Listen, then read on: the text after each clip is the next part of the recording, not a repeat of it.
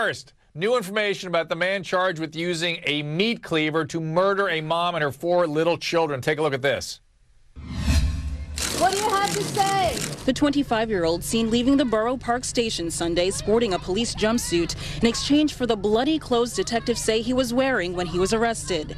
He's accused of using the kitchen knife to viciously stab 37-year-old Chao Zhen Li and her children, 9-year-old Linda, 7-year-old Amy, 5-year-old Kevin, and baby William, just a year old. Li had apparently noticed Chen had been acting strangely. Investigators say she tried contacting her husband at the restaurant where he worked Saturday night, but could not reach him. It was Li's sister and brother-in-law who would later discover the gruesome scene. Investigators are now narrowing down what may have triggered Chen to kill. It is just so sad. Joining us, Segun Oduolowu, social commentator, also Anna Yume, defense attorney, former prosecutor.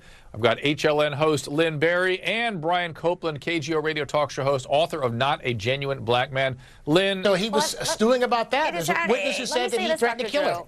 Dr. Drew, let me say this. As a defense attorney, obviously, I would advise whoever's handling this case to get him shrunk, and that's what we say in our industry, to get him mentally evaluated immediately to see if he was so sick that day, so mentally sick that he didn't understand the consequences of his actions, or he didn't know what he was doing wrong. But let me just say this. Let me just say this thing, Shagun. 1 second. Let me say this. Let Anna finish, please. Okay, listen. Everybody's mic off except Anna right now. All mics off except Anna. Go. This case makes my blood boil, okay? And I'm going to tell you my honest opinion. I would not take this case, okay? Because I come from a product of an immigrant working class family. My parents immigrated here. I know the blood, sweat, and tears associated with them trying to give me a better life and them trying to give me the life that they didn't have. This monster, and that's what he is, this monster robbed the victim's husband, the victim's father, of an opportunity to pursue the quintessential American dream and for these precious young babies to grow up and to have a life. So what I'm saying is that I You know what?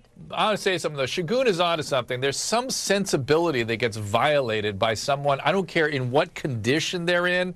When they're decapitating children, even an insanity defense has no meaning. Yes, I wish to God he's gotten help sooner and this hadn't happened to anybody. But once you go there, tell me that again. Don't you agree that that's like it's some sort of threshold after which no defense is appropriate? There are some things that are so morally repugnant, so offensive to our idea of what should happen in civilized society, that Anna, as a defense attorney, when you say that he should get shrunk, that we should find out what type of mental state he was in. Dr. Drew, what mental state can possibly exist where you are taking a meat cleaver and decapitating children? And I'm with you. I'm kind of on your side. There are some things so monstrous that we do not ever try to. It's not a matter of understanding. It's a matter of we must make sure that this never occurs again, that the person who perpetrated this is never seen from again. Jenny. Yeah, okay, look, I think what she was saying is that if he was rendered criminally insane to make him incapable of having the mental state to knowingly commit the crime, meaning he didn't know the difference between right and wrong, perhaps there's criminal insanity. However, that's not the case here. There's just no way. This was an angry monster who violently took out children by decapitating them and cut the mother's fingers off as he's coming at her with the knife. And then the whole thing is so horrific and outrageous. Not only do we lock him up and throw away the key, we lock him up, we string him up, and I want to do all sorts of violent things to him because I'm not about stringing him up. I don't believe we should use terms like string him up. I agree with you. I'm with you on that. But Anna, string them up. So Anna, here we are, Anna. We are brought to the place of, as to quote Shagun, repugnance, moral repugnance. We don't care if he didn't know right or wrong at the moment. He should have gotten help earlier. It's one thing if he sort of went wild and did something impulsive and inappropriate, but he systematically destroyed, just takes apart a family with an antecedent history of some questionable behavior. Isn't it hard to make an insanity defense for somebody like this?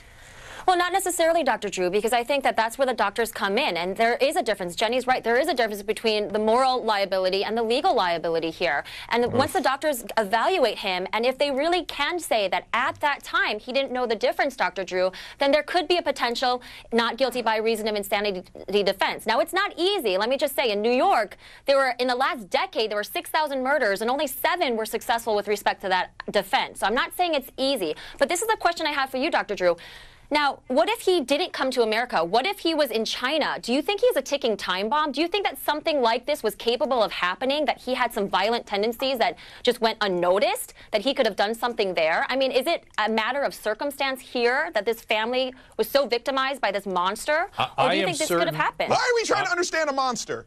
Well, it's okay to ask those questions. There's nothing sort of repugnant about asking the question. And I think, you know, the stress of living in a culture that you perhaps don't understand, particularly if you have psychotic liabilities where you're not really connected to the world very well, it could get very stressful and symptoms could get worse.